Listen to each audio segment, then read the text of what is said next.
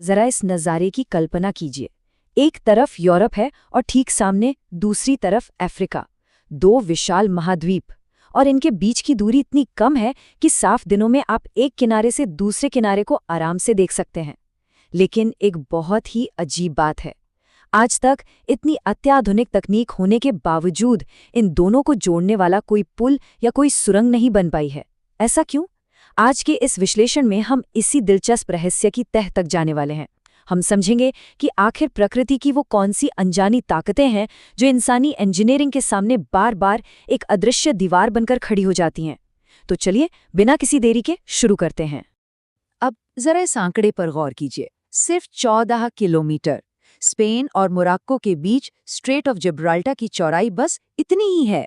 अगर हम इसे रोजमर्रा की जिंदगी से जोड़कर देखें तो ये किसी बड़े शहर के एक कोने से दूसरे कोने तक जाने जितनी ही दूरी है।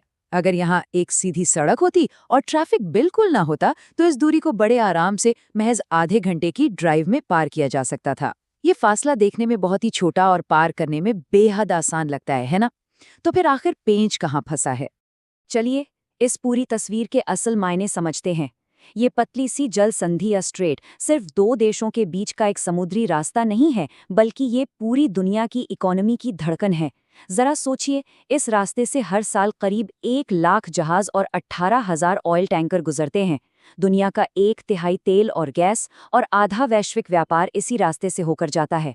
और अगर बात सिर्फ यूरोपियन यूनियन की करें तो उनका 80% मर्चेंडाइज व्यापार यहीं से गुजरता है। मतलब अगर यहाँ एक पुल या सुरंग बन जाए तो ये रातों रात दुनिया का सबसे बड़ा गेम चेंजर साबित हो सकता है। और यहीं से ये पूरी पहेली और भी उलझ जाती है। एक तरफ हमारे पास इंजीनियरिंग के ऐसे करिश्मे हैं जैसे कि चैनल टनल। 50 किलोमीटर लंबी ये टनल, जिसने समंदर के नीचे से यूके और फ्रांस को जोड़ दिया, सिर्फ 6 साल में बनकर तैयार हो गई थी। यहाँ तक कि स्विस एल्प्स के पहाड़ों को चीरकर 57 किलोमीटर लंबी गॉथार्ड बेस टनल भी बनाई जा चुकी है। लेकिन जब बात हमारे इस जिब्राल्टर स्ट्रेट की आती है, जो केवल 14 किलोमीटर लंबा है, तो पिछले 100 से भी ज्यादा सालों में एक के बाद एक प्रोजेक्ट्स सिर्फ फेल ही हुए हैं। दुनिया के सबसे बड़े इंजीनियर्स भी यहाँ आकर अपना सिर खुजाने लगते हैं। आखिर ऐसा क्यों? इस नाकामी के सिलसिले को समझने के लिए हमें इतिहास के पन्नों को पलटकर 1920 के दशक में जाना होगा। हरमन सोरगेल नाम के एक जर्मन आर्किटेक्ट ने एक ऐसा प्लान दुनिया के सामने रखा जो आज सुनने में किसी हॉलीवुड की साइफाई फिल्म की कहानी से कम नहीं लगता। उनका ये प्रोजेक्ट अटलांट्रोपा दरअसल पूरे भूमध्य सागर को ही सुखाने का एक पागलपन भरा लेकिन दुस्साहसिक प्लान था। उनका आइडिया था कि स्ट्रेट पर विशालकाय बांध बनाए जाएं और समंदर के पानी को 660 फीट तक नीचे कर दिया जाए। इससे जो नई जमीन बाहर आएगी वो यूरोप और अफ्रीका को हमेशा के लिए जोड़ देगी और एक नया सुपर कॉन्टिनेंट बनेगा, अटलांट्रोपा। लेकिन जरा सोचिए, अगर भूमध्य सागर का पानी इतना कम कर दिया जाए तो उससे जुड़े हुए लाल सागर का क्या होगा, जिसका पानी तो ऊपर ही रहेगा। जहाज इस ऊपर नीचे के पानी में कैसे चलेंगे? इसके लिए हरमन ने एक और जटिल प्लान तैयार किया। उन्होंने कहा कि स्वेज नहर का विस्तार किया जाए और उसमें पनामा नहर जैसे लॉक चेम्बर्स लगाए जाएं, ताकि जहाज लिफ्ट की तरह अलग अलग जल स्तर के बीच आ जा सकें। ये विजन बहुत ही विशाल था, लेकिन ये कभी कागज से जमीन पर नहीं उतर सका। इतने भयंकर समंदर में 7 विशाल बांध बनाने का खर्च आसमान छू रहा था और पर्यावरण की तो ऐसी तबाही होती जिसका अंदाजा लगाना भी डरावना है। 1952 में हरमन के गुजरने के साथ ही ये प्रोजेक्ट भी हमेशा के लिए दफन हो गया। फिर वक्त बीता। 1980 और 90 के दशक में स्पेन और मोरक्को ने तय किया कि चलो फिर से कोशिश करते हैं और रिसर्च शुरू की।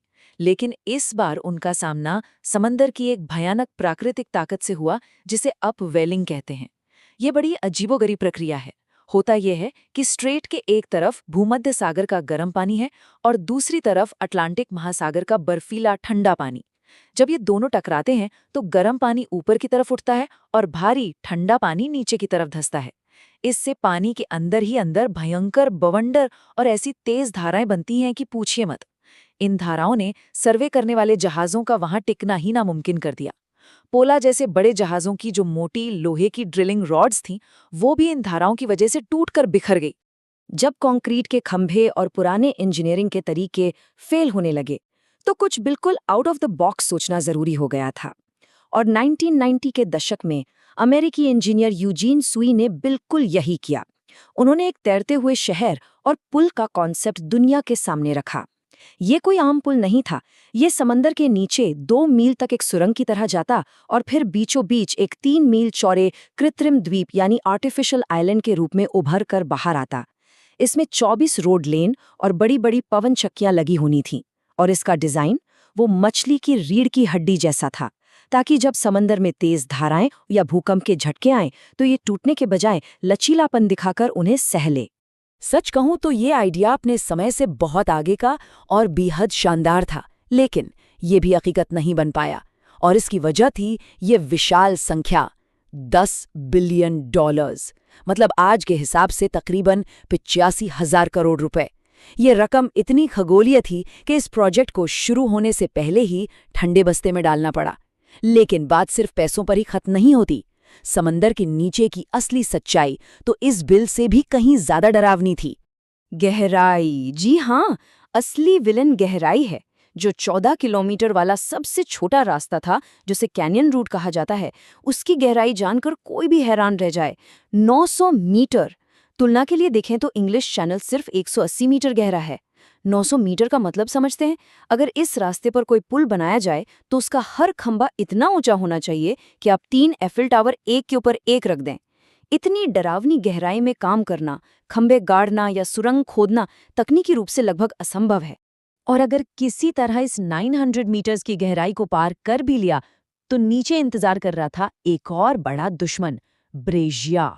ये समंदर के तल की मिट्टी का नाम है। अब इंग्लिश चैनल के नीचे तो मजबूत चट्टानें थीं, लेकिन यहाँ की जमीन बिल्कुल भुरभुरी और कमजोर है। ये बिल्कुल वैसा है जैसे गीली मुलायम मिट्टी में छोटे छोटे पत्थर मिले हुए हों। ये बहुत ही अस्थिर है। अगर इंजीनियर्स इस मिट्टी में पुल का कोई खंभा टिकाने की कोशिश करेंगे तो वो जमीन में धंस जाएगा और पूरा का पूरा पुल ताश के पत्तों की तरह भरभरा कर गिर जाएगा। अब जैसे ये सारी मुश्किलें कम थीं कि एक और बड़ा खतरा सामने आ गया, भूकंप का खतरा। जिब्राल्टर स्ट्रीट के ठीक नीचे यूरेशियन और अफ्रीकन टेक्टोनिक प्लेट्स एक दूसरे से मिलती हैं, और ये शांत नहीं है। ये दोनों विशाल प्लेट्स लगातार एक दूसरे से रगड़ खा रही हैं। इस वजह से ये पूरा इलाका बहुत ही एक्टिव भूकंपीय क्षेत्र है। अतीत में यहाँ विनाशकारी लिस्बन भूकंप जैसी तबाही मच चुकी है। अब आप ही सोचिए, ऐसे अस्थिर इलाके में जहाँ जमीन भी कमजोर है और टेक्टोनिक प्लेट्स भी हिल रही हैं, वहाँ पुल या सुरंग बनाना किसी बुरे सपने से कम है क्या? तो इन सब भौगोलिक चुनौतियों के बाद नतीजा क्या निकला? 2005 में रिसर्चर्स ने एक बहुत बड़ा फैसला लिया। उन्होंने तय किया कि इस 14 किलोमीटर वाले कैनियन रूट के मुंह को छोड़ना ही पड़ेगा। उसकी जगह उन्होंने एक नए रास्ते की पहचान की जिसे थ्रेशहोल्ड रूट कहते हैं। ये रास्ता 28 किलोमीटर का है, यानी पहले वाले से 2 गुना लंबा। लेकिन इसकी सबसे अच्छी बात यह है कि इसकी गहराई सिर्फ 300 मीटर है, और सबसे अहम बात, यहाँ की मिट्टी और रेत ऐसी है जिसके साथ इंजीनियर्स काम कर सकते हैं। इसे मैनेज किया जा सकता है। इसी नए 28 किलोमीटर वाले रास्ते को ध्यान में रखकर 2006 में लोम्बार्डी इंजीनियरिंग नाम की एक फर्म ने एक बहुत ही प्रैक्टिकल और यथार्थवादी प्लान पेश किया। उन्होंने कहा कि पुल भूल जाइए, हम सुरंग बनाएंगे।